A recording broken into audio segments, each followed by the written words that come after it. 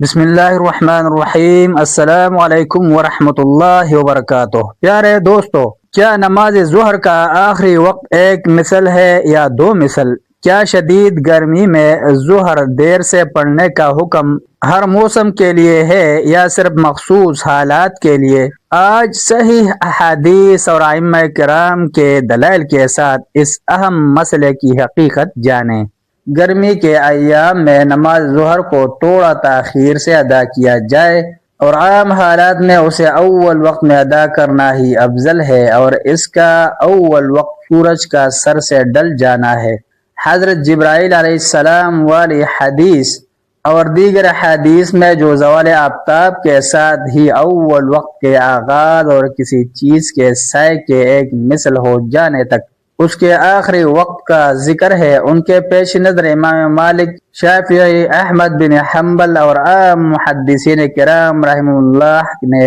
اسی مسلک کو اختیار کیا ہے۔ امام ابو حنیفہ رحمہ اللہ کے دونوں شاگردوں امام ابو یوسف اور امام محمد رحمہ اللہ کا بھی یہی مسلک ہے، اور ایک روایت کی روح سے تو خود امام صاحب کا بھی یہی مسلک ہے، لیکن مشہور قول کے مطابق امام صاحب کا مسلک یہ ہے کہ ظہر کا وقت تب تک رہتا ہے جب تک ہر چیز کا سایہ دگنا نہ ہو جائے۔ ان کا استدلال حضرت انس و ابو ذر رضی اللہ عنہما سے مروی ان حدیث سے ہے جن میں نماز ظہر کو ٹھنڈا کر کے ادا کرنے کا حکم ہے، مگر وہ روایات چونکہ مخصوص حالات اور صرف شدید گرمی کے ایام کے بارے میں ہیں، لہذا ان سے اس مسئلے پر استدلال کرنا صحیح نہیں ہوگا۔ یہی وجہ ہے کہ خود علماء احناف مثلا حضرت مولانا محمد زکریا سہارنپوری رحمہ اللہ نے الکوکب الدری میں لکھا ہے کہ احتیاط یہ ہے کہ ظہر کو ایک مثل سے پہلے ہی پڑھ لیا جائے۔ نماز ظہر کو موسم گرما میں کتنا مؤخر کیا جا سکتا ہے، اس کا کچھ اندازہ سنن ابی داؤد و نسائی اور مستدرک حاکم میں حضرت عبداللہ بن مسعود رضی اللہ عنہ سے مروی حدیث سے ہوتا ہے، جس میں وہ فرماتے ہیں نبی اکرم صلی اللہ علیہ وسلم کی نماز ظہر کا اندازہ یہ ہوتا ہے کہ گرمیوں میں انسان کا سایہ 3 قدم سے لے کر 5 قدم تک کے مابین ہوتا تھا، اور موسم سرما میں 5 سے 7 قدم تک کے مابین ہوتا تھا۔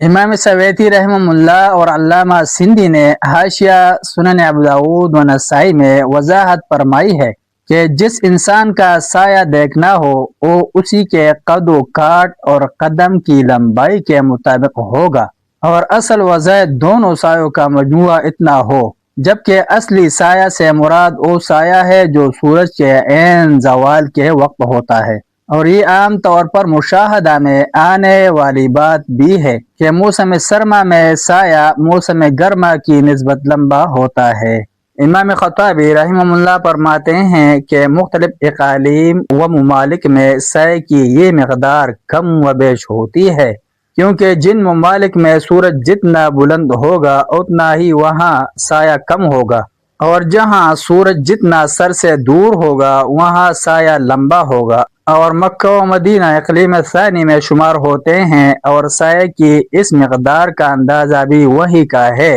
اور دوسری اقالیم میں یہ کم و بیش ہوگا۔ اور ہر ملک میں زوال معلوم کرنے کے لیے علامہ شمس الحق دیانوی عظیم آبادی نے عون المعبود شرح سنن ابی داؤد میں ایک ضابطہ بھی وضع کیا ہے، جس کی تفصیل مذکورہ مقام پر دیکھی جا سکتی ہے۔ المرقہ شرح المشکاہ میں ملا علی قاری رحمہ اللہ علیہ نے علامہ سبکی رحمہ اللہ علیہ سے نقل کرتے ہوئے لکھا ہے، ابو داؤد اور نسائی کی حدیث کے معنی میں علماء کے مابین اختلاف ہے، اور میرے نزدیک اس کا معنی یہ ہے کہ آپ صلی اللہ علیہ وسلم موسم گرما میں نماز ظہر کو اس کا آدھا وقت گزر جانے کے بعد ادا فرمایا کرتے تھے۔ اس کا معنی یہ ہوا کہ ان کے نزدیک نماز ظہر کو ٹھنڈا کرنے کے لیے اتنا انتظار کیا جائے کہ کسی بھی چیز کا سایہ اس سے آدھا ہو جائے، بالفاظ دیگر 6 فٹ کی چیز کا سایہ 3 فٹ ہو جائے، مگر یہ صرف انتہائی شدید گرمی کے 2-3 ماہ کے لیے ہے، عام حالات میں نہیں۔ ملتے ہیں کہ نئی ویڈیو کے ساتھ. جزاکم اللہ خیرہ. السلام علیکم ورحمۃ اللہ وبرکاتہ.